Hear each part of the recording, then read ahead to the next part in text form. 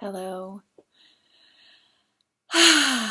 Raven Shri here, feeling called to share a piece of information with you. As I continue to share with people about my story and my process, sometimes the vocabulary that I use and the language that I use feels curious to people. They don't quite know what I'm saying, but there's something intrinsically mysterious that causes them to lean into and desire more information about.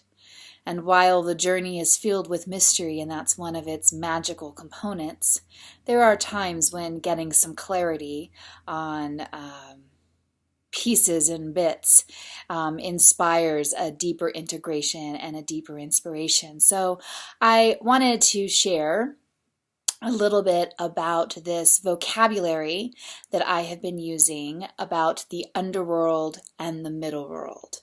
So in the tree of life, the three spheres of consciousness and being are considered the underworld, which is that root system, that deep space where nutrients come into play. It's also where the subconscious comes in and where deep journey space comes in to work with shadows and some of the darker realms of being.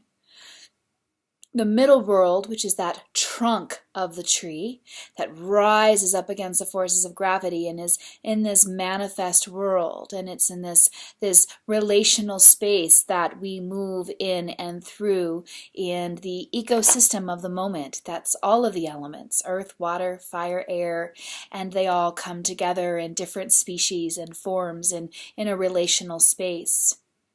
And then, of course, there's the upper world on the tree of life. It's the leaves and the canopy top, and it's this reaching up towards this ethereal, light, universal space, angelic in many ways.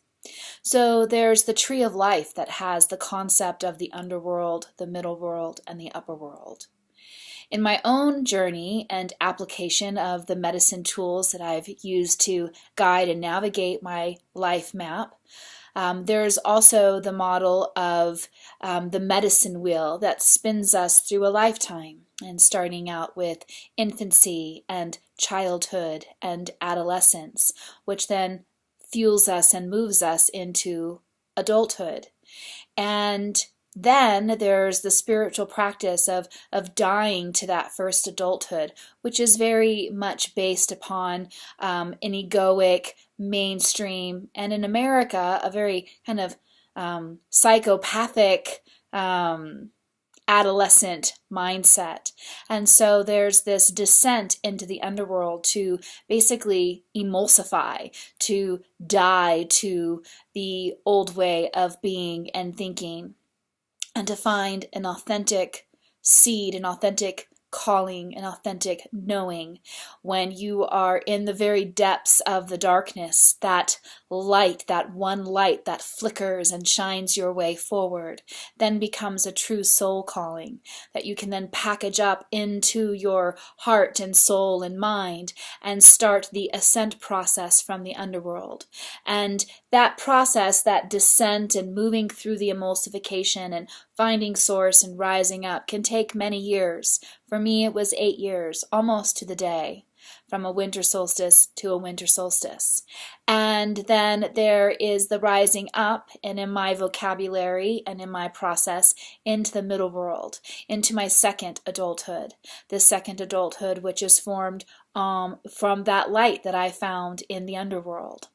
And so there are so many different tenets and inspirations and vows that I have worked to define and access over these past couple of years as I've prepared for this apprenticeship that I am now in, this apprenticeship for 7 years in the middle world, where I'm in this relational space and interacting with the wild animal of my species.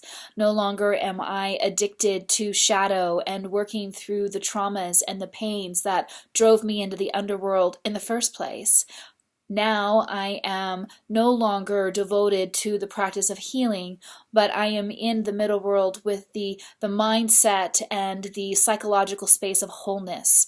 And there's something very different about this model. Yes, I had to go through deep healing. I had to. There have been many traumas and heartaches and pains and hurts and shadow forces in my life, and I had to heal. I had to do that work.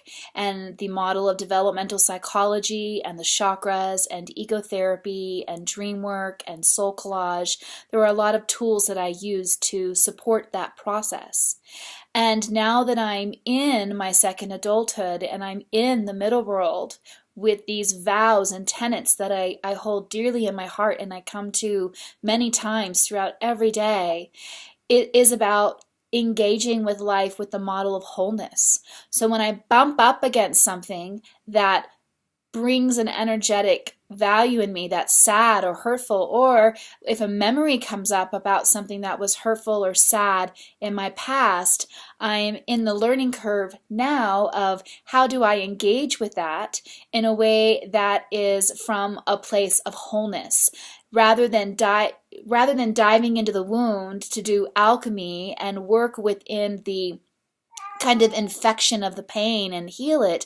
That work's been done. So that is a part of my process and my journey that I'm learning, is how to engage with the human emotional construct from a place of wholeness. And there are some things that have sprouted up in my life these past 2 months as I've been entering into the middle world that have given me an opportunity to explore and engage this practice. So that is a little bit of information about the underworld and the middle world and how I have applied some kind of standard principles into my own life journey. And one of the main differences, one of the main energetic spheres that's very different from the underworld and the middle world for me, which is healing versus holing. And so I wanted to share that with you, that maybe this language will land with you in a special way and inspire you in a beautiful way on your life path, however you navigate through it. So blessings, love, kindness, joy, heart, space, mwah, mwah, mwah. Ciao.